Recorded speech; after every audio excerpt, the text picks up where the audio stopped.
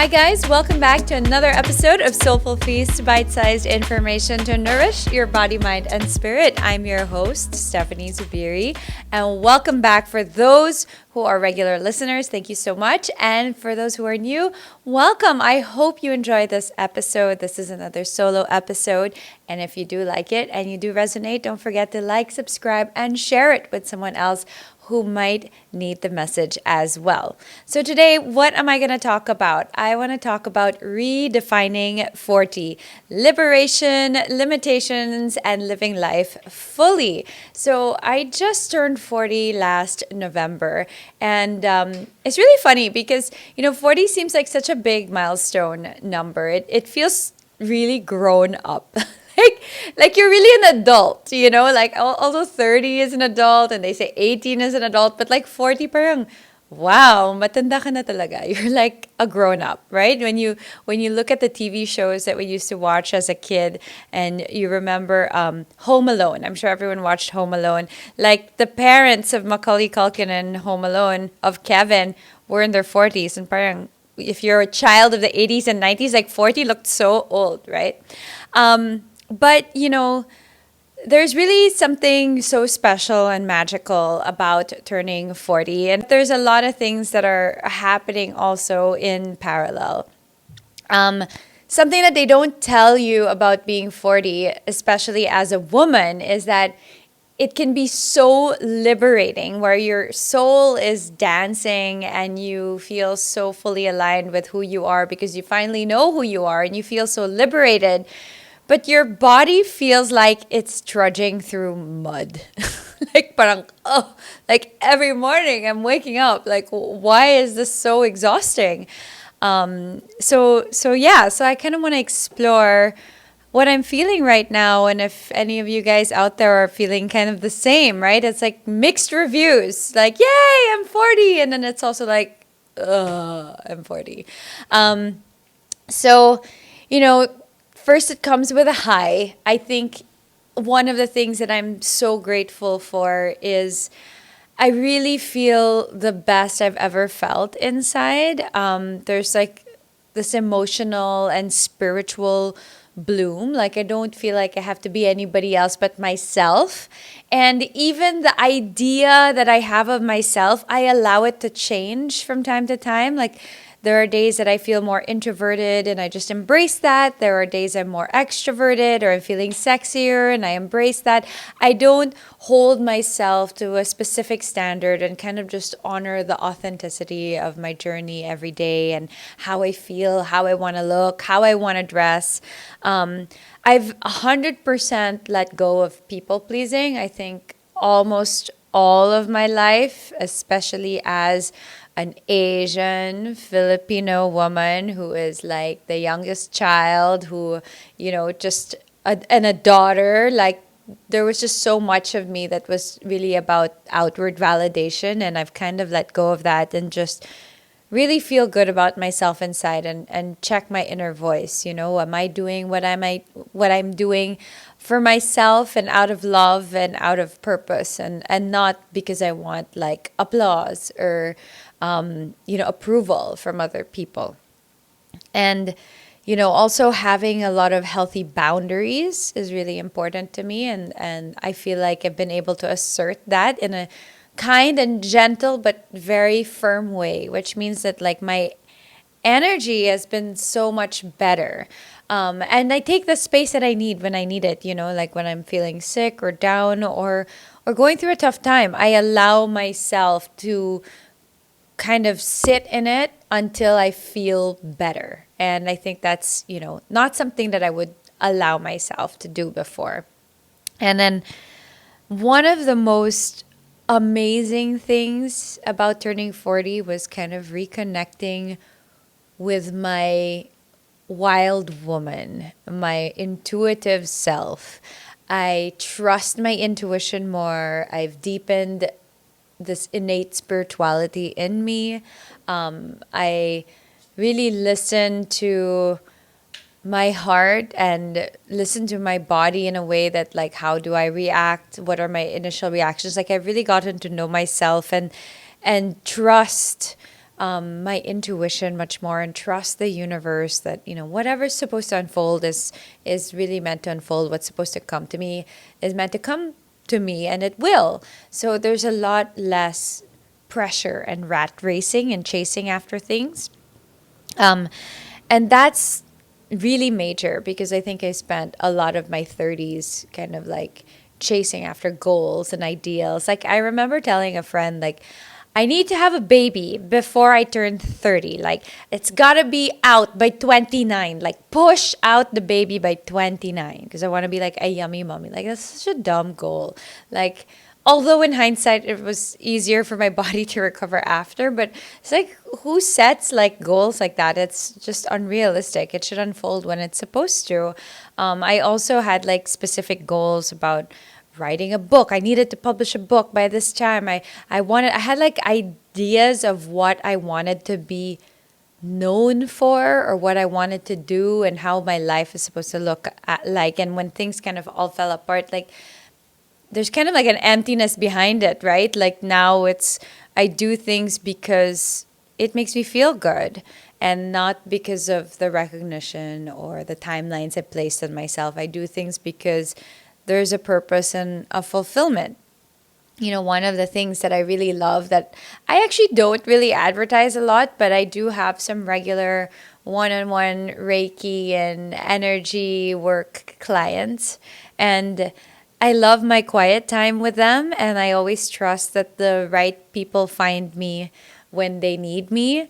And it's really such a magical unfolding to witness how they release themselves to me and trust that, I can clear whatever needs to be cleared. I can help them unpack what they need to unpack. And that's very special to me. And I don't need to share that with anybody. Well, I'm sharing that with you guys now, but it's just, it makes me feel really good.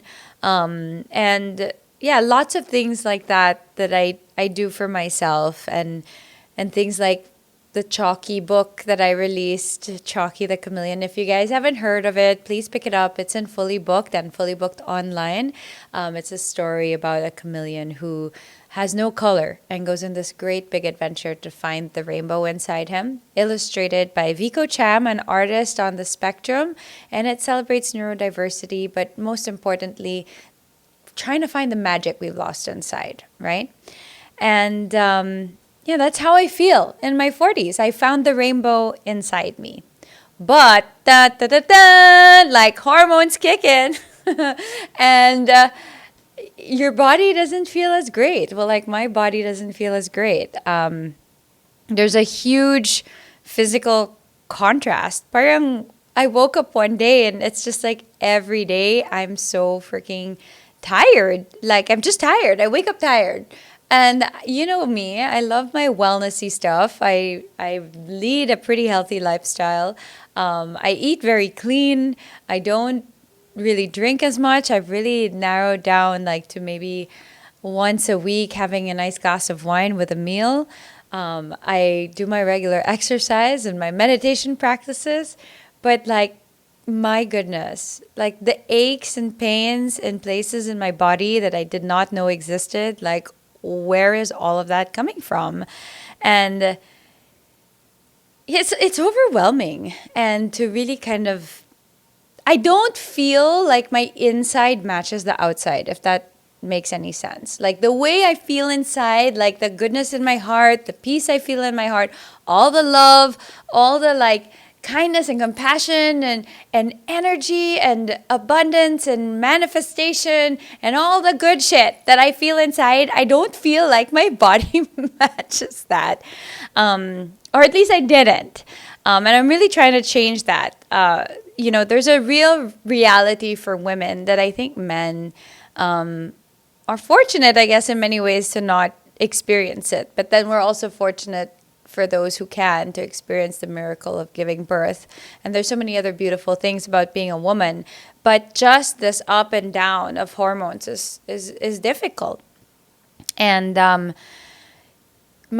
number one, the metabolism has really slowed down. Like I literally look at food and I gain weight. there's really a correlation between like strength training and my weight gain. Like, I can't work out with my trainer because I'm busy or I'm traveling or whatever. And it's just twice a week, with weights. I really just put on the inches. And I know it sounds superficial, but I actually feel really healthy and really good. But my clothes don't fit properly, and I don't want to change size. I like my clothes. Like, and then like if I'm just gonna keep changing size every year, like then what happens, right? So I know that sounds vain, but then at the same time I'm also small framed, and then carrying too much weight on my frame, I have like now I have knee problems, and I have like hip problems and lower back problems. So okay, guys, so like I have this story, right? So basically, not too long ago, I woke up in the middle of the night in pain. Like this finger, this little pointy finger was so swollen and so painful, and it like shot all the way down to my arm, and I was like, oh my god, like so masakit. Like mga 3 a.m., like witching hour, right? I hate waking up at 3 a.m. and you're like, oh no, I'm never going to go back to sleep. It's like in between, in the middle of the night. By the time you fall asleep, you have to wake up again. So anyway, I wake up at 3 a.m. and then what do? The first thing I do is obviously, the worst thing you can do is reach for your phone and Dr. Google it or ChatGPT it. And you're like, okay, Dr. ChatGPT, like I have this, blah, blah, blah. My family has a history of rheumatoid arthritis. And then I'm like researching. And then like I end up on a website called creakyjoints.org. And I am like diving deep into this website. And then at like 4 in the morning, I have this out of body experience like, OMFG, like, why am I on a website called creakyjoints.org? This is so sad. Is this my life now? Creakyjoints.org? Have I joined the Creaky Joints organization? Like, what is this? Why is this my life? Like, why can't my body keep up with how I feel? There's so many things I want to do. I want to climb mountains. I want to like dance. I want to host retreats for people. Like, I mean, I want to be alive and healthy for my kids. And then like I'm on a website at 4 a.m. like eyes bloodshot, like creakyjoints.org, what to do with rheumatoid arthritis, blah, blah, blah. I really felt bad. I was like, this is like a comedy moment, you know, like, that's it. This is my life now. creakyjoints.org. Hi, I'm your new member. Creaky Joints here. So, yeah, it's not great. It really affects like my motivation, and frankly also like I wouldn't say my self-worth, but like my capacity to do things. Like I would feel really discouraged, and like I would keep saying like I'm old, my god, I'm so old, I can't do that, I'm so old. And like I really felt like kind of demotivated, because also as women we have like our cycles, right? And then during our cycle we have like the really good days and then the really bad days, and you know, you feel so strong and I feel progress and like, oh my god, I feel good, like main character energy, I'm like lifting weights, I'm working out 6 times a week, and then boom, like you get hit with like fatigue, and like you're like walking and then like suddenly your ankles hurt, creaky joints, and like your back hurts, creaky joints. Like, oh my gosh, this is the narrative of my life, like creaky joints. Why can't my physical body like keep up with what I want to be and how I want to grow, you know?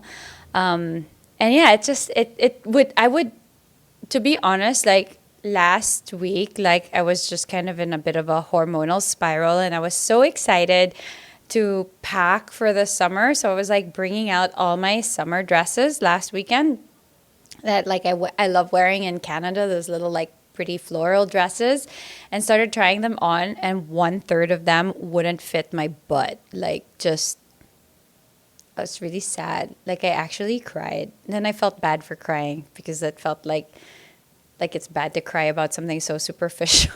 But I was like, oh my god, like what's happening? Like I've been exercising so much. I don't know how to do this. I don't know. And I just had to like take a breath, right? And And that's when I decided, you know what?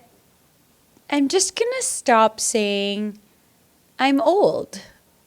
I think that by branding myself that it was energetically hindering me from strengthening myself, you know?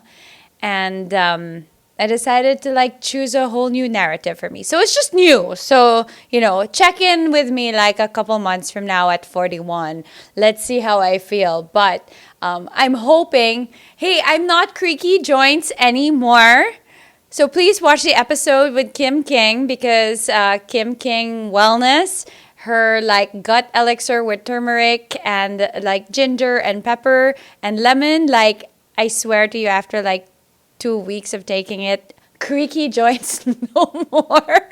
Yeah, so I really just realized that I've been talking myself down and I've been kind of physically making myself even heavier. And then I also think like energetically, I was afraid of like the expansion, right? Like I'm afraid to be successful and I'm afraid to be abundant. So like physically somewhere deep inside, there was something like that was the last hurdle.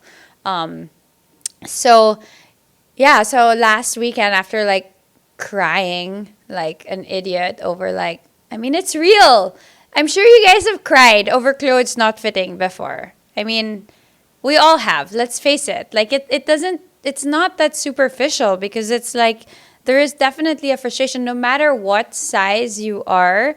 Like if you've been it's not parang I'm even okay with myself if like, oh, I went on vacation and I ate a lot and whatever, so I put on a few pounds. Parang I know why my clothes don't fit, right? Like I whatever. I went on a trip and ate everything and had fun and whatnot. I wasn't exercising. But then this was like I had been putting the work in exercising so much and like bucket, like why, right? There was no reason.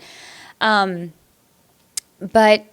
yeah, so I decided I will never say anymore, I'm old. It's like banished. It's banished. Even the other night when Max was like, Mama, can you carry me out of the car? Like, I caught myself. I was about to say, I'm too old to carry you out of the car. I was like, I'm not strong enough today to carry you out of the car. Like a little bit different mindset, right? So, I did a little bit of digging and I've been working with John Hillstead. I don't know if you guys know him. He's an amazing content creator, but he's also like a visibility coach. And we did like a really interesting deep dive into this, kind of like meditative, almost like regressive thought process about why I might be feeling this way. And it boiled down to like an experience in childhood where I felt a lot of shame. Like I was in a super traditional school and I was the youngest of 5 kids and like my teachers like just really made fun of me because actually my dad was a politician. I mean, I didn't choose that, man. Like that I was just born into that and they just gave me so much grief for being like, yeah, a daughter of a politician and being privileged. And, like I think I was just made to feel shame for just being myself. It was like I was quirky. I wasn't like everybody else. And I remember, I'm not sure what I did, but I was young, huh? I was like 7 years old and they suspended me, but suspension wasn't being at home. They locked me up in a room in school for like a whole day. And it was in like a dark room with no lights and a window. So everyone could see me inside for, I don't know, what does a 7-year-old do to deserve like, I really don't know. I think I don't know. I'm not sure, but I just remember I went back to that moment of just feeling shame for being myself and for feeling good about my life and for like just, there was just so much shame in like existing and that it wasn't good to be successful and happy and joyful, and it wasn't a good thing. Like, it was a bad thing. And it's funny because it's such a salient memory, and it came back up, and I realized that maybe that was something that was locked deep inside me that's kind of like stopping me from my growth right now. That, hey, it's okay. It's okay to celebrate you doing well. I mean, that's amazing. You don't have to stop yourself from your growth. You don't have to stop yourself from your success. You don't have to stop yourself from your radiance and your blossoming. I think we don't give ourselves permission, right? And it's funny because I like really spend a lot of my time uplifting other people, encouraging other people. And it was just recently in my recent trip to Kalinga, where we had a retreat, that my friend Kelly Misa and Sandy Richo were like basically soulful feasting me. And I'm like, oh, I also needed it. I spent all my time like uplifting others, but parang I also have to give myself permission to shine, to take up space. And it was being expressed in my body holding back, and also being reinforced by all the negative self-talk that I was giving myself. So it's so important because words have power.